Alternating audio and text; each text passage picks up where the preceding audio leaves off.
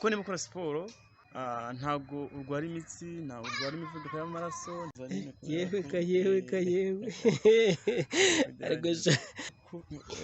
mfitemo imirongo kandi nanjye ntabwo nabivukanye.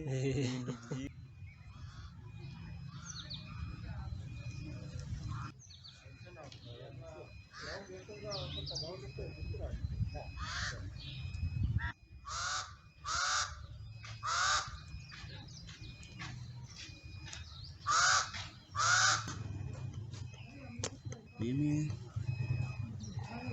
kabiri, kuko ubu ngiye ndirukanka mvuye muri rompo ya Kayonza nkagera muri gare ya Rwamagana kandi ibyo birometero byose kandi nkagaruka kandi nkumva nta kibazo mfite. Ndagusuje kuri Emma Hills TV, nizere ko umeze neza cyane. Ndi Emmanuel nkuko musanzwe mubimenyere guturuka muri Emma Hills TV. Rero ndabasuje mwebwe muri mu burasirazuba, mu burengerazuba, amajyepfo, amajyaruguru n'intara y'umujyi wa Kigali n'abandi mwese mukomeje kudukurikira muri hirya no hino ku isi. Ubwo navuga abantu bari hariya mu Burayi, muri Czech Republic, muri Amerika, mu Buyapani, mu Bushinwa, mu bice bigiye bitandukanye by'isi. Nizere ko mumeze neza cyane. Turi kumwe n'umwami Papso, umunyekungufu, umuntu ubikora neza cyane muri minsi ari mu kazi kose. Bite se? Ni byiza. Ndakubona rero umeze neza kabisa kuri siporo ewana, wamaze kubaka umubiri tu. Nuko ugerageza. Cyakoze. Yewe ariko umunsi urarenze. Imana murakaze kabisa. Cameraman araza kudufasha nyine murebe ukuntu umusore hano ari fit ameze neza cyane. Udakora siporo mbega ubuzima bwawe baba buri mu kaga cyangwa kuba wahura n'ibibazo byinshi. Rero nk'umuntu usanzwe ukora ibintu bijyanye n'imyitozo ngororamubiri na kungufu, ari abantu siporo bakunda cyane, benshi baba bafite amatsiko.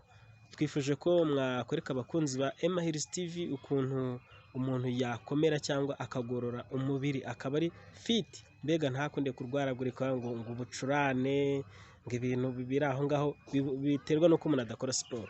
None turagiye mutwere ukuntu umuntu yagorora umubiri, ibintu yagakoze bisanzwe bitari na ngombwa ko agomba kuba umunyekungufu, ahubwo dukenera umunsi ku munsi, mbega umuntu akagira ubuzima bumeze neza. Nutuye tuntu najya nkora nkanjye ndi mu rugo iwanjye n'abana n'umudamu cyangwa abaturanyi, noneho tukamera neza, mbega twatugororotse tugakora siporo. Mbega muri iki tugiye kwereka ibintu bijyanye n'ukuntu umuntu yakora siporo bikamera neza cyane. Murakoze. Mbere y'uko nagira icyo mbanza kubereka cyangwa se kuba nagira imyitozo ngororamubiri mbanza kwerekana, mbanze ndababwire kugira ngo nutabasha kugera muri iri shuri ryacu wanabikorera mu rugo, kugira ngo twese dukomeze tugire ubuzima bwiza, kuko siporo ni ubuzima. Kuko bijyanye n'ibyo ngiye kuberekaho hano, twajya dufatikanya kugira ngo dukore tubashe kugira ubuzima bwiza. Kuko niba ukora siporo ntabwo upfa kurwaragurika cyane, ntabwo urwara imitsi, ntabwo urwara imivuduko y'amaraso, ntabwo ushobora kuvuga ngo wenda ngo kurwara umutwe cyane, kuko siporo iyo uzikoze, dufate niba ubyutse mu gitondo nka saa 11 cyangwa se ukabyuka saa 12 cyangwa ushoje n'akazi bitewe n'igihe ubonera umwanya, ugakora cross nibwo yaba iminota 30, ukaza ukigorora, ugakora stretching nubwo yaba ari iminota 15 ukayitindamo. Icyo gihe biragufasha cyane kuko umubiri wose uba umaze kujya ku murongo, nawe ukumva kabisa uri physical fit. Cross ni icyo abantu batabizi. Cross kuko ntabwo ari ururimi rw'ikinyarwanda, ni ururimi rw'abanyamahanga, ariko cross ni siporo yo kujya mu muhanda ukirukanka, cyane cyane ku bantu b'abasore bakajya ku gasozi za mucaka izo ngizo ukirukanka. Wamara kwirukanka wakumva umubiri wawe ugutegetse ko ugomba kurekera, ukarekera, ukaza ugakora stretching ukigorora.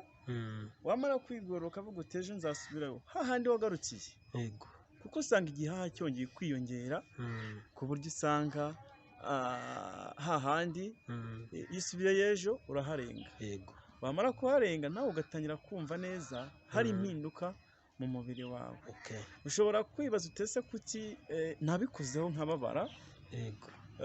Birashoboka cyane, siporo iyo uyikoze bwa mbere irakubabaza mu mavi, ikakubabaza cyane, ariko iyo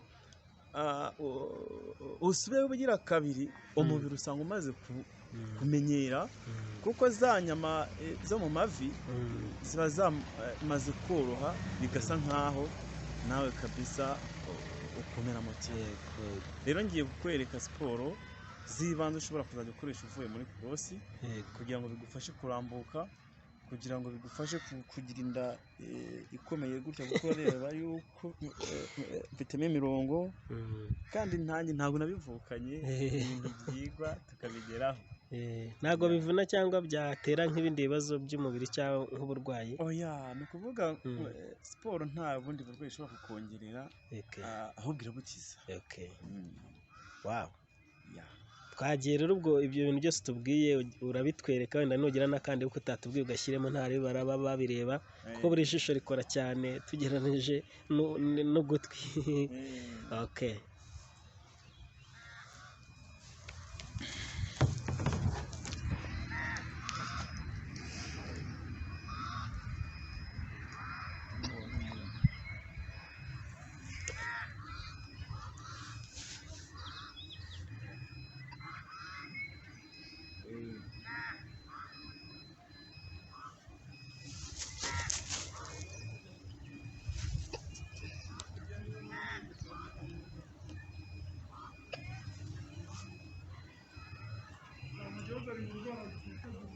Ugahindura akaguru,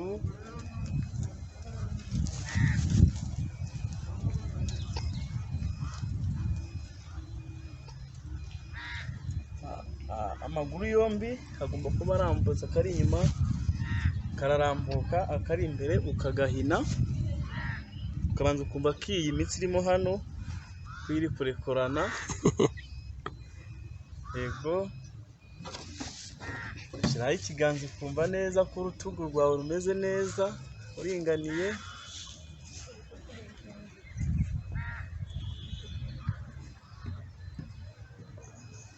Iyi pozisiyo ni pozisiyo bwo bita gongbu mu rurimi rw'igishinwa. Tugahindura tukajya muri mabu, tukajyamo gutya.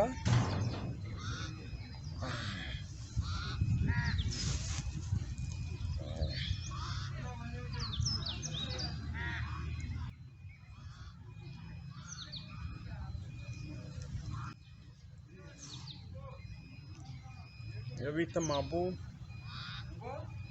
tukajya kuri pozisiyo yindi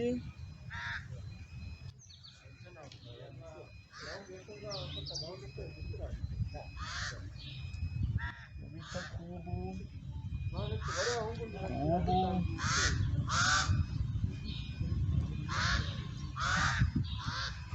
Wongera ukayihindura kandi kaguru.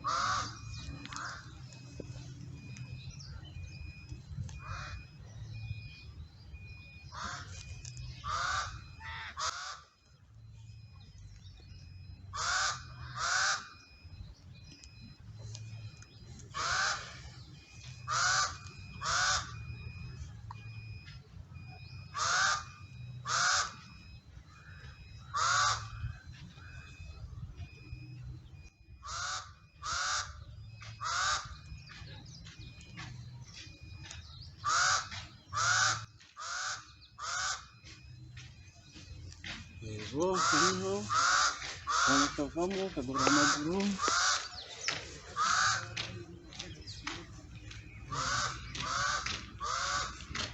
ubundi ukaza ukagira gutya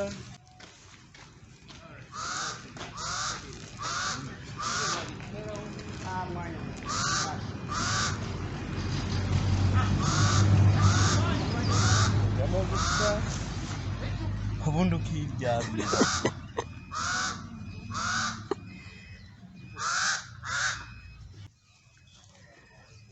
ugahindukira ushyiraho ikiganza ukakirambura imbere ukagikaraga ukagikingisha hano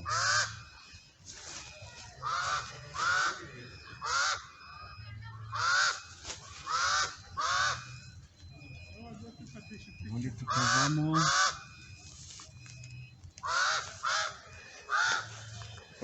nanone tukoroshya amaguru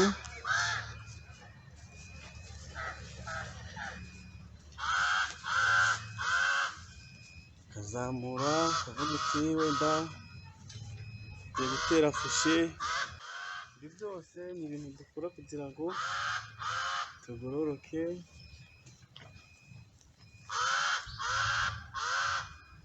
turimo hano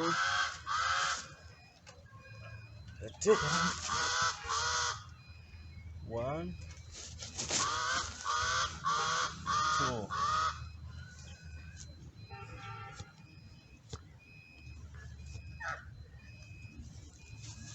ongera ugahaguruka tuno twose ni utuntu tuguha kugororoka warangiza ukavuga uti ugiye gusimbuka amaguru arambuye nkoza amano mu biganza.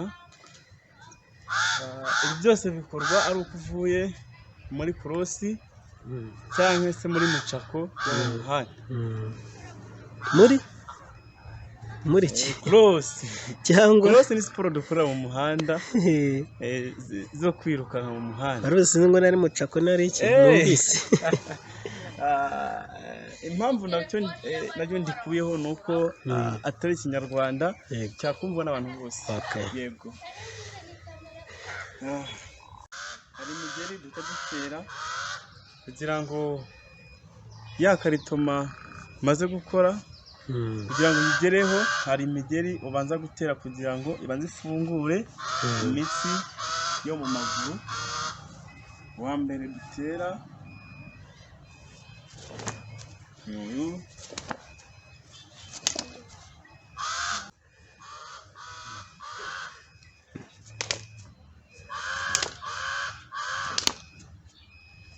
ngeri wa mbere ni uwo.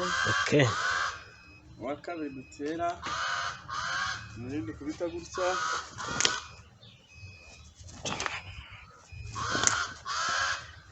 subiremo murebe.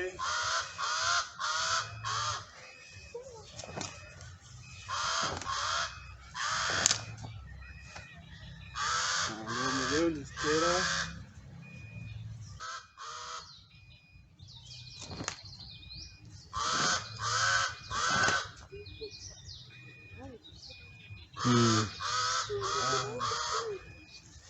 umugeri dutera ni umugeri bita hiyungi teke. Hiyungi teke ni ururimi rw'igishinwa nanone. Hiyungi teke ngiye gutera imigeri. Wa mbere wo bita hiyungi teke juhu bikoreshwa mu mirwanire na huwayi teke. Ndabikora gake gake kugira ngo umuntu udukurikiye abashe kumenya uburyo ki nawe yayigenza cyangwa se yayitera. Tuba duhagaze gutya niba tugiye kurwana, tuba duhagaze gutya ukayitera ukayitera ukayitera uyitera gutya. Urebye ni gutya ukayitera ukayitera ukayitera uyishyiramo hariya Okay. Akaba rero hariho umugeri mwiza cyane ukoreshwa muri komite cyangwa kuwamba cyangwa imirwanire. Umugeri mwiza cyane ukoreshwa hano ku buryo bworoshye. Duhagaze gutya bikaraga kabiri. Bareka kuvuga sha.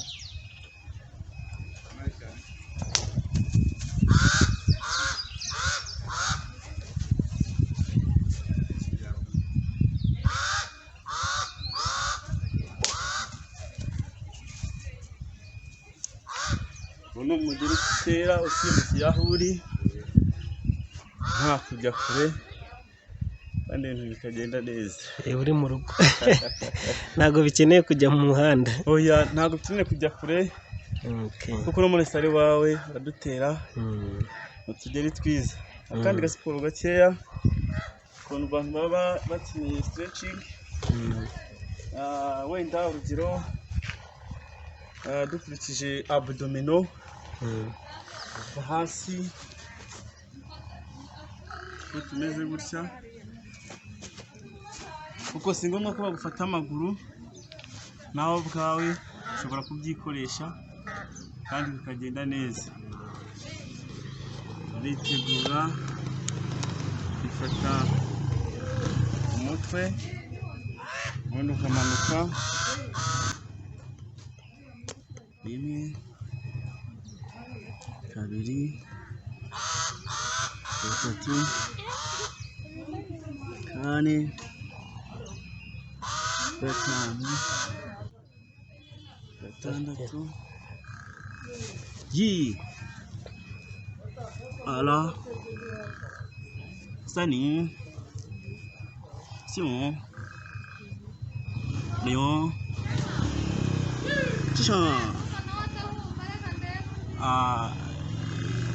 tuba turi gukora abdomino zituma dukomera inda zose zigakomera kugira ngo nugukubiseho ntubabare, ahubwo akaba ari we ubabara. Yagiye muri siporo cyangwa widefanda? Ya. Okay, noneho ubundi buryo bwiza ni ubu ngubu. Iyo tumeze gutya uricara ukumva neza ko wicaye, ubundi ukajya umanuka gutya gutya gutya gutya gutya, ala, san, si, o, myo, ji. Ubundi buryo nabwo bwiza ku bantu b'abapapa cyangwa se abantu bakuru cyane, siporo bashobora gukoresha kugira ngo birinde za rubagimpande cyangwa se bituma barwara imivuduko y'amaraso.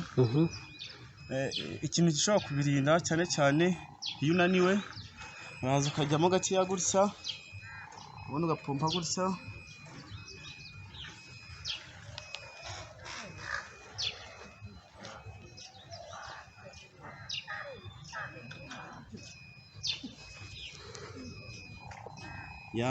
amaguru atarimo aragera hasi cyangwa amaguru ntabwo agera hasi. Noneho akandi kantu keza ku bantu bakuru, ku bamama, ku bapapa bashaje cyangwa se bakuru, ushobora kuza akagira gutya agatwara ku maboko ku ruhande kugira ngo imbavu zibabara zikire. Yego, ajyana amaboko gutya agashyiramo hariya akamanuka gutya, kuko amaguru yo aguma hasi, ukaza ukageraho gutya, ukongera ugahindukira, ukongera ukagerayo, ukongera ukagaruka, ukongera ugakorayo. Ikindi kintu nanone, ntabwo birababaza? Ntibibabaza? Ntabwo bibabaza kuko ziba ari siporo zigorora. Iyo ari ubwa mbere bitewe n'uko umubiri wawe uba warakomeye, wabaramo gake, urababara, ariko iyo ejo wongeye birakira. twikomereze. Ikindi gikurikiyeho tutitaye ku biro by'umuntu yaba afite ushobora gusimbuka kandi bigakunda kuko nkatwe tuba dukora siporo tubimazemo igihe tuba dufite ibiro byinshi kandi turasimbuka kandi bigakunda kuko nk'ubu ngubu bishobora kuba njye mubona mpima ibiro 70 ibiro 70 njya ku munzani ariko ibiro 70 byanjye mbasha kubikontorora nkaba nasimbuka n'abo ndusha ibiro nkakora n'ibyo batabasha gukora kuko ubu njye ndirukanka mvuye muri rompo ya Kayonza nkagera muri gare ya Rwamagana n'ibyo birometero byose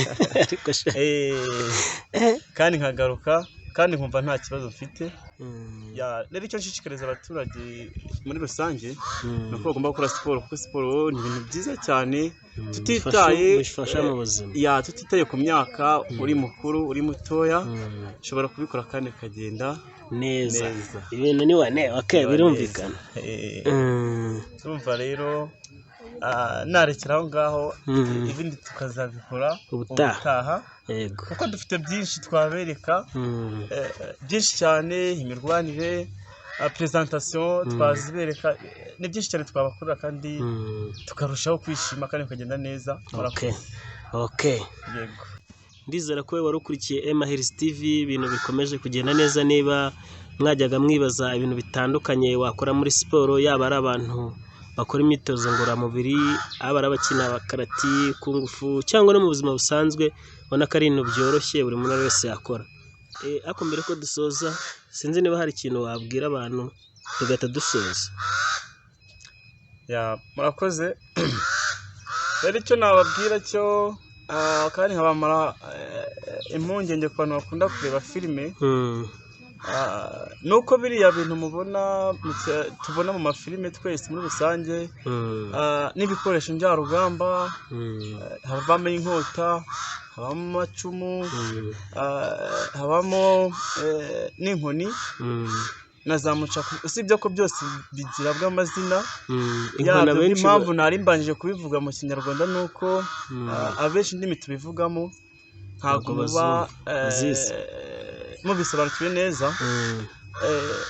Inkota mu gishinwa yita daoshu, inkoni bakayita gunshu, icumu bakayita xianshu, xianshu. Rero no kuvuga ngo ibyo byose ni ibintu kera dukoresha ariko gutera imigero umuntu akikaraga kenshi mu kirere urabikora kuko bikorwa n'abantu nkatwe bibaho cyane rero ko bikoreshwa kandi bikagirwaho. Kera natwe twajyaga tureba filime tukavuga ese umuntu ni gute ashobora gukubita abantu 10 cyangwa 20 ariko birashoboka kuko natwe ubwacu turabikora cyane igihe harimo kwirinda ntabwo ikoreshwa kungufu mu buryo bubi abantu babyumve neza. Ariko icyitonderwa kungufu ntabwo ari umukino ukoreshwa mu mihanda cyangwa se mu bundi buryo budasanzwe. Kungufu ikoreshwa mu gihe cya nyacyo, igihe biri ngombwa, mu gihe bwo biri ngombwa kuko si ukugenda uhutaza abantu cyangwa se gusuzugura. Kungufu ubundi ni discipline, ishingiye kuri discipline. Discipline ikinyabupfura. Niba utunze umwana aba agomba kugira discipline cyane kandi akagira ahubwo n'ubumenyi bwinshi burenze ku kigo yigaho bitewe na siporo yabakora. Yego. Ndumva ari byiza cyane rero. Ndizera ko rero we wari udukurikiye ibintu byari bimeze neza cyane. Ngayo nguko abantu mwajyaga mwibaza ibibazo bigiye bitandukanye bari kuri siporo muri rusange na kungufu mwari mudukurikiye byagenze neza kandi ni byinshi tubahishiye tuzagenda tubagezaho umunsi ku munsi. Mujye muri comment muduhe ibitekerezo mutubwire uko mubyumva, ni ibiki mwumva twakosora, ni ibiki twakongeramo, ni ibibazo mwumva twazababariza ubutaha ko tugenda duhura n'abantu bagiye batandukanye umunsi ku munsi. Njye namwe gutuka muri Emma Health TV. Ciao ciao, nawe utaha, bye.